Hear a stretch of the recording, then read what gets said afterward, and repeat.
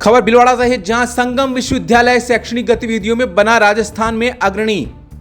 भारतीय ज्ञान प्रणाली पर पाठ्यक्रम शामिल करने वाला पहला विश्वविद्यालय बना।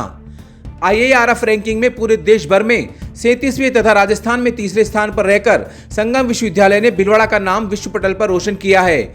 मलेशिया, दुबई, वियतनाम, बांग्लादेश जैसे देशों के साथ करार कर निरंतर विकास की ओर अग्रसर है। आज पत्रकारों से वार्ता करते हुए उपकुलपति प्रोफेसर मानस रंजन पानीघाई ने बताया कि यहाँ की फैकल्टी ने 100 से ज्यादा पैटेंट पब्लिश किए हैं। इस अवसर पर रजिस्ट्रार प्रोफेसर राजीव मेहता ने सभी का स्वागत कर बताया कि इस बार विश्वविद्यालय में नर्सिंग, GNM के कोर्स भी प्रारंभ किए गए हैं। संगम के कुलपति प्रोफेसर करुणेश सक्सेना ने बताया कि इस बार भारतीय ज्ञान प्रणाली, मानव मूल्यों और नैतिकता, प्राचीन भारतीय खगोल विज्ञान के तत्वों को पाठ्यक्रम में शामिल किया गया। आपको बता दें कि UGC के आदेशानुसार उच्च शिक्षण संस्थाओं में 5% पाठ्यक्रम में भारतीय ज्ञान प्रणाली यानी IKS शामिल होना चाहिए। इस अवसर पर IKS के बारे में हमारे जिला संवाददाता लोकेश तिवारी ने कुलपति प्रोफेसर करुणेश सक्सेना से विस्तृत बातचीत की। सनातन संस्कृति में भारतीय जो पौराणिक ज्ञान है उनका एक विशेष ही महत्व है। भारतीय ज्ञान संहिता को लेकर के, भारतीय ज्ञान सिस्टम को लेकर के UGC ने अब एक नया नवाचार किया है और UGC ने सारी यूनिवर्सिटीज में लगभग 5% एक IKS जो पद्धति है उन सिस्टम से एक नया सिस्टम प्रणाली जो चालू की है। आइए हमसे चर्चा करते हैं। हमारे साथ संगम यूनिवर्सिटीज के वाइस चांसलर करुणेश जी सक्सेना विराजमान है। हमसे बात करेंगे, सर क्या है ये सिस्टम, भारतीय ज्ञान प्रणाली क्या है? आपको नमस्कार और आपके माध्यम से, आपके चैनल के माध्यम से सभी सुधी दर्शकों को भी मेरा नमस्कार। और ये जो भारतीय ज्ञान परंपरा है, इस पर अभी जो वर्तमान में राष्ट्रीय शिक्षा नीति आई है, जिसको हम प्रचलित रूप से NEP 2020 कहते हैं, उसमें काफी महत्व दिया गया है। और जैसा आपने बिल्कुल सही कहा कि जो हमारे प्राचीन ग्रंथ हैं, स्क्रिप्चर्स हैं, मैं किसी धर्म से नहीं जोड़ रहा, कोई भी धर्म के वो ग्रंथ हों, लेकिन उसमें बहुत अधिक ज्ञान भरा हुआ है। तो आज उस ज्ञान को पुनर्जीवित करके और वर्तमान परिप्रेक्ष्य में विद्यार्थियों को, आने वाली पीढ़ी को उसके बारे में प्रशिक्षण देना, उसके बारे में सिखाना, ये इस पूरी नीति का मूल आधार है। और यही हम सभी यूनिवर्सिटीज को भी कहा गया है कि आप भारतीय ज्ञान परंपराओं का, या IKS, या मैं इसको भारतीय नॉलेज ट्रेडिशन कहना पसंद करता हूँ, का समावेश पाठ्यक्रम में हो।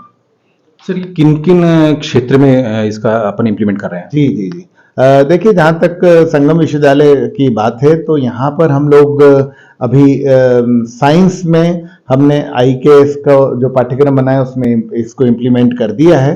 भारतीय ज्ञान परंपरा का पूरा एक पेपर है जो कंपलसरी पेपर है, सभी विद्यार्थी को पढ़ना होगा। इसके अलावा जो, जैसे उदाहरण के तौर पर गणित विषय है तो उसमें वैदिक मैथमेटिक्स की एक यूनिट हमने इंक्लूड की है।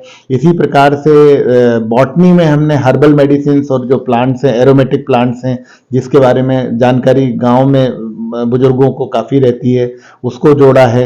इसी प्रकार से अब चूंकि नए मेडिकल के फील्ड के हमारे कुछ कोर्सेज आ रहे हैं, जैसा मैंने बताया नर्सिंग, GNM आदि, तो उसमें भी जो चरक है, सुश्रुत संहिता, चरक संहिता, उसका जो ज्ञान है उसको लेकर के हम लोग सभी क्षेत्रों में लगभग इस भारतीय ज्ञान परंपरा को आगे बढ़ा रहे हैं। इस स्टूडेंट्स के लिए कितनी यूजफुल होगी? आज की जो पीढ़ी है वो सोशल मीडिया और मोबाइल और इस तरीके के प्लेटफॉर्म्स में ज़्यादा दिलचस्पी लेती है। तो हमें भारतीय ज्ञान परंपरा की कंटेम्प्रेरी रिलेवेंस को एस्टेब्लिश करना होगा। पहले हमें उन विद्यार्थियों को ये आश्वासन देना होगा कि भारतीय ज्ञान परंपरा रिग्रेसिव नहीं है बल्कि प्रोग्रेसिव है। और उसकी कंटेम्प्रेरी रिलेवेंस जब उनको समझ में आ जाएगी तो फिर उनको जिस कलेवर में चाहिए, कि उदाहरण के तौर पे ऑडियो बुक्स में दे दिया, या इंस्टा रील के जरिए, या यूट्यूब के वीडियोस के जरिए, छोटे छोटे क्लिपिंग्स के जरिए उनको इस ज्ञान परंपरा से परिचित कराया जाएगा। हम जानते हैं कि कुछ दशक पहले महाभारत और रामायण जैसे सीरियल बहुत प्रसिद्ध हुए थे, यहाँ तक कि शहरों में कर्फ्यू लग जाता था। हालांकि अभी बाद में भी उनका पुनर्प्रसारण हुआ है, लेकिन उतना इम्पैक्ट नहीं पड़ा। तो हमारी जो अभी पीढ़ी है, इनको भारतीय ज्ञान परंपरा संस्कारों से जोड़ने के लिए भी आवश्यक होगी मेरे ख्याल में।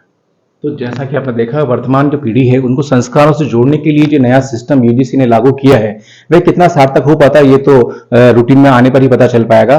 परंतु कहीं न कहीं ये आने वाली पीढ़ी के लिए एक नया संदेश होगा, नई एनर्जेटिक नया उत्थान के लिए, एक नई दिशा में काम करने के लिए ये सिस्टम प्रणाली चालू की गई है UGC ने। भिलवाड़ा से नवभारत समाचार संवाददाता लोकेश तिवारी।